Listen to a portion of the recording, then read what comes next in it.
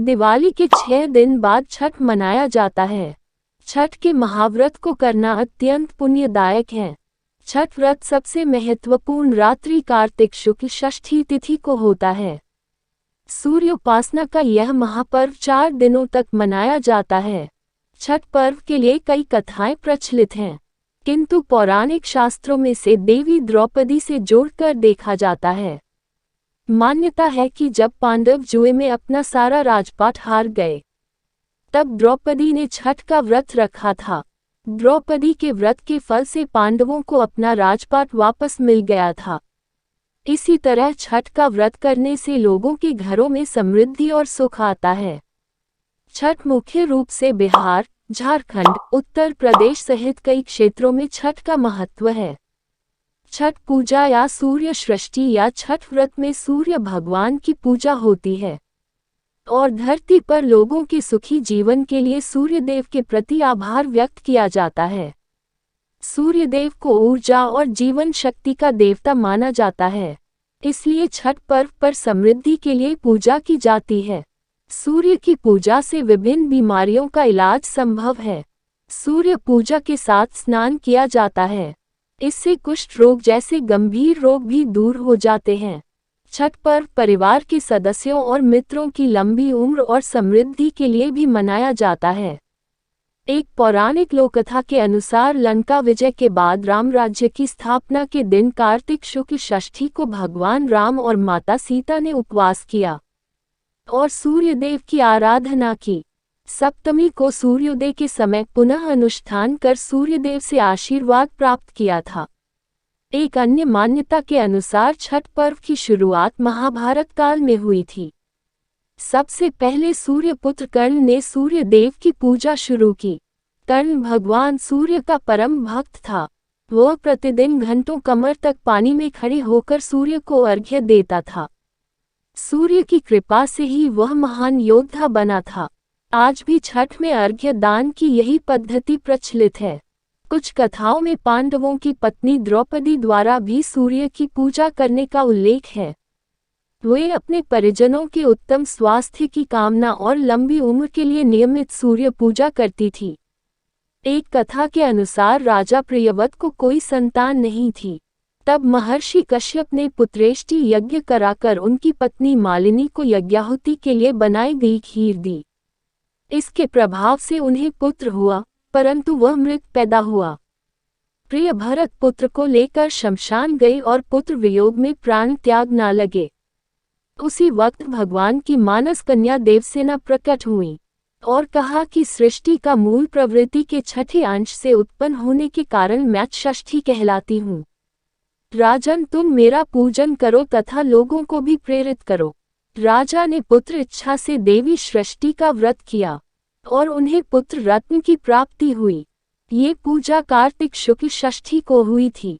मूल सूर्य षष्ठी व्रत होने के कारण इसे छठ कहा गया है। ये पर्व वर्ष में 2 बार मनाया जाता है। पहली बार चैत्र में और दूसरी बार कार्तिक में।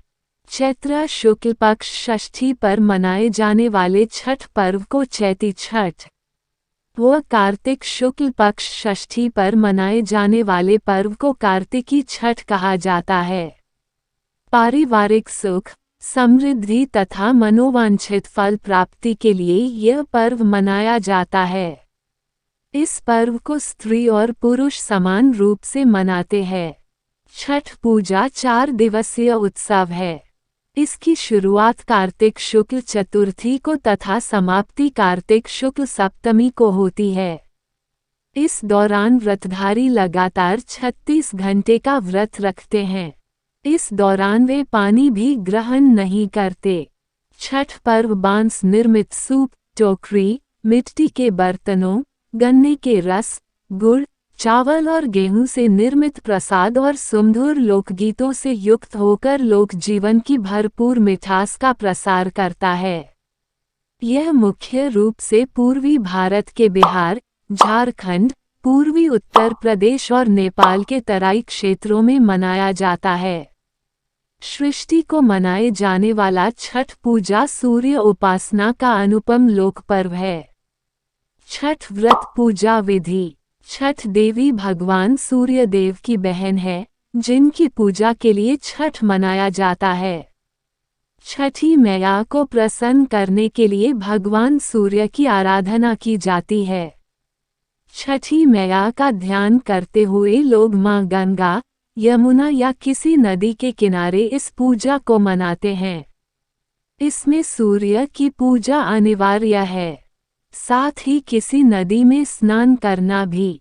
इस पर्व में पहले दिन घर की साफ सफाई की जाती है। छठ पर्व पर गांव में अधिक सफाई देखने को मिलती है। छठ के 4 दिनों तक शुद्ध शाकाहारी भोजन किया जाता है।